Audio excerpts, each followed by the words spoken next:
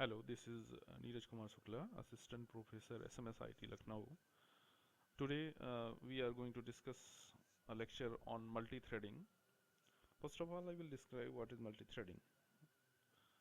We have till now, basically the operating systems are multi-processed, means several processes can run at a single CPU at the different slices of in different slice of times, and this is basically known as multiprocessing. Processes are basically programs which are running in the CPU at the time, and when we switch between the processes, when context switching is done between the processes, then it is cumbersome because we have to maintain program counters, variables, registers of CPU, due to which it's difficult and heavyweight to do context switching of the processes. So instead of using multi-processing, if we have any other mechanism in which the different portions of a program at the runtime process runs at the same time, then this type of technique is known as multi-threading. So first of all, we will discuss what are threads. Threads are lightweight processes as the overhead of switching between threads is less. I have just told that threads are lightweight processes and switching between the threads is lightweight compared with the switching between the processes. And in the next point we have discussed, it can be easily spawned, means the switching can be easily accomplished between the multi threads. Java Virtual Machine spawns a threads when your program is run, called the main thread. Main thread is the thread which can take controls over all other threads running in the processor at the same time. Now we will discuss what are the needs of the threads.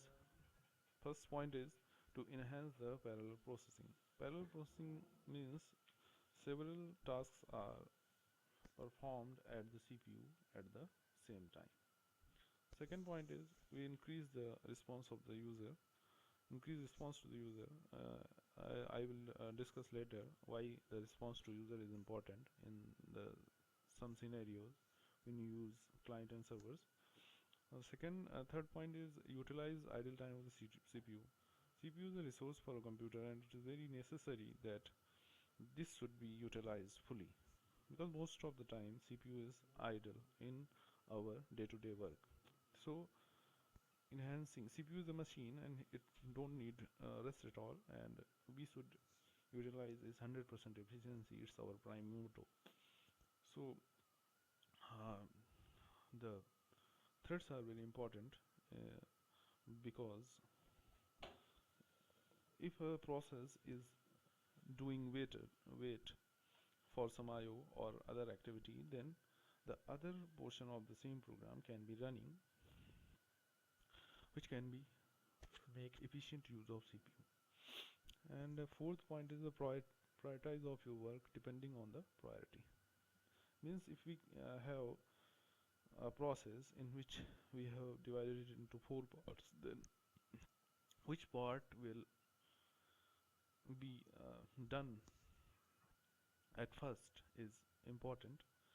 So we can make the priority list in which all these 4 sections can be introduced, and it could be in a queue, and according to their priority level they will be processed in CPU.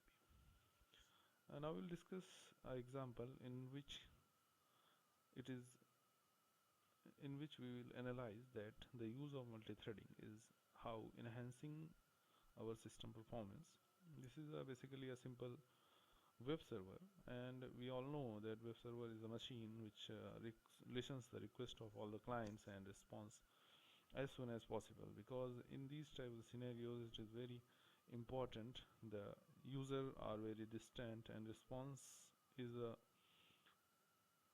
in time is very matter of our concern. Now we'll talk about the web server was not if the web server is not multi-threaded, then it will be very difficult for a single process, for multiple processes. If we instead of multi-threading we use multiple processes running at a server, then the server overhead will be enhanced, and each process, and for each request we should create a new process in the memory, and it should run for the response of the client. So it will be very it will make much overhead on server, because if there are thousands of requests from the clients, then there should be thousands of the processes running at same time on the server, which will increase the overhead of the machine, which is server, in a very drastic manner, and it will be affecting the performance of the server, and due to which the responses to the clients will be very difficult at the real-time scenario. So in the next point, we have already discussed that the web server can serve multiple requests simultaneously, thus improving the response time.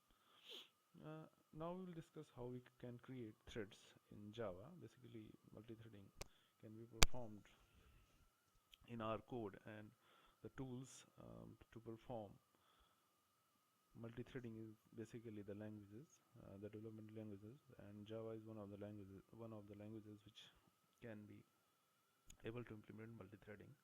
So we can create several threads in a class, and these threads can run concurrently on the CPU at the same time.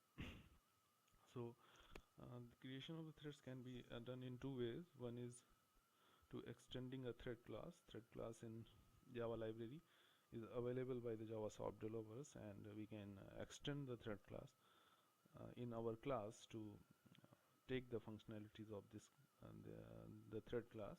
In the second method, we can implement the runnable interface. It is also provided by the JavaSoft people, and by implementing the run method of this runnable interface, we can make use of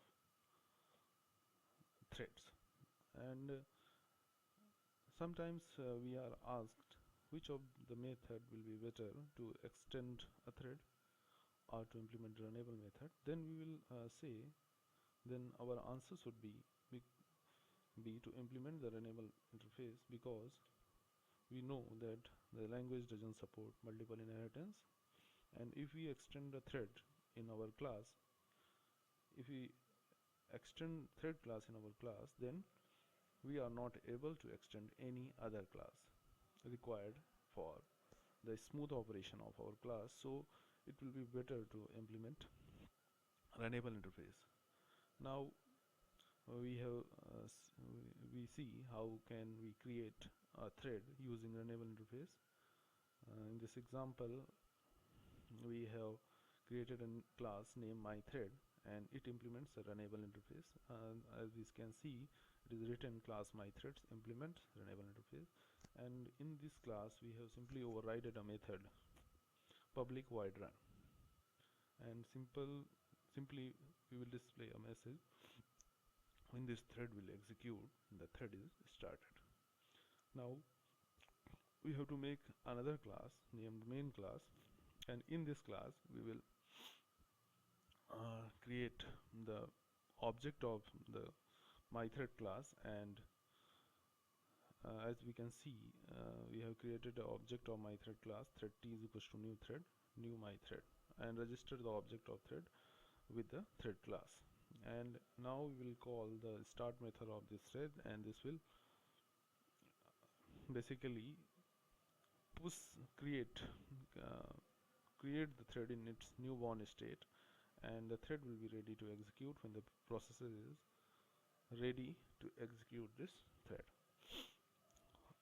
Next, in the next lecture we will discuss how synchronization is needed, because if multiple threads are running at the same time, then in a single class there can be very much resources which can be used by several threads. Then if several threads are using same resources at the same time, then it will be very difficult to manage them, because all of them can accessing the same resource, and some will be modifying and some reading. Then it is very important to discuss and implement the synchronization issues with the threads. So I am done with the lecture on multithreading.